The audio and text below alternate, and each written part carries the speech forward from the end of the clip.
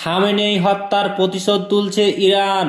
নেতানিয়াহুর বাড়ি কার্যালয়ে এবার বিরাট হামলা করল ইরান। কি দাবি করলো ইসরায়েল, এই ভিডিওতে আপনাদের বিস্তারিতভাবে জানিয়ে দেব। অবশ্যই ভিডিওটি শেষ পর্যন্ত দেখবেন।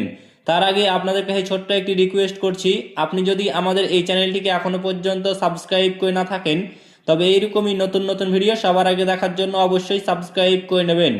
যুদ্ধ পরিস্থিতি আরও ভয়াবহ হচ্ছে মধ্যপ্রাচ্যে। শনিবার খামেনেই মৃত্যুর পর থেকে উত্তাল পরিস্থিতি। তার মাঝে সোমবার ইরান বিরাট দাবি করেছে। দাবি, ইসরায়েলি প্রধানমন্ত্রী নেতানিয়াহুর বাড়ি কার্যালয় লক্ষ্য করে হামলা চালিয়েছেন ইরান।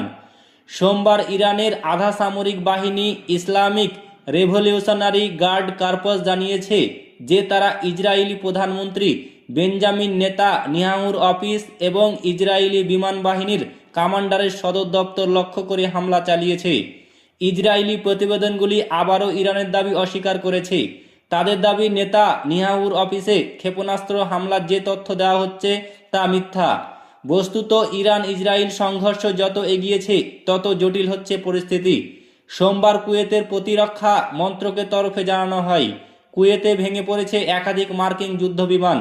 তবে দুর্ঘটনায় বিমান কর্মীদের কোনো প্রাণহানি ঘটেনি। ইরানের তরফে জানানো হয়েছে খেইবার মিসাইল চালানো হয়েছে এই দিনের হামলায়।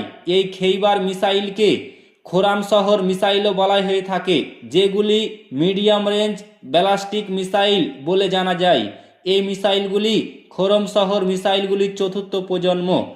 এই খোরাম শহর ব্যালাস্টিক ক্ষেপণাস্ত্র 2000 কিলোমিটার পাল্লার এবং 1500 কিলোগ্রাম ওয়ারহেড বহন করতে পারে। খোরাম মাশহর 4 এর নামকরণ করা হয়েছে। খোরাম মাশহরের নামে একটি ইরানি শহরের নাম, যে শহর যা 1980 দশকে ইরান ইরাক যুদ্ধের সময় তীব্র যুদ্ধের মধ্যে ছিল, যা খোরাম শহরের যুদ্ধ নামে পরিচিত। সোমবার জেরুজালেমের উপরে ধারাবাহিক বিস্ফোরণের শব্দ শোনা গিয়েছে। এএফপির সাংবাদিকরা জানিয়েছে ইসরায়েলি সামরিক বাহিনী ইরান থেকে নতুন করে ছোঁড়া ক্ষেপণাস্ত্র শনাক্তর কথা বলেছে। তো ফ্রেন্ডস, এই ছিল আজকের বিগ ব্রেকিং নিউজ। ভিডিওটি ভালো লাইক করবেন, শেয়ার করবেন এবং চ্যানেলটিকে অতি অবশ্যই সাবস্ক্রাইব করবেন।